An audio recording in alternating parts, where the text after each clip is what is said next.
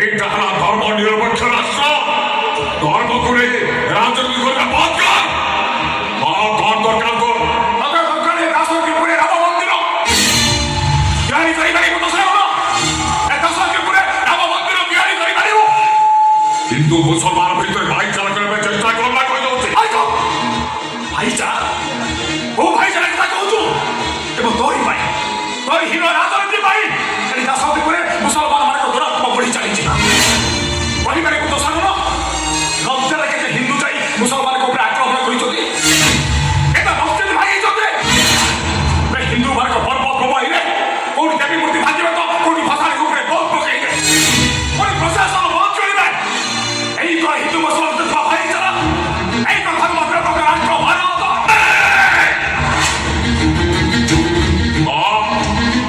খেতে তো কারণে মন্দির ত্যাগ করে আমার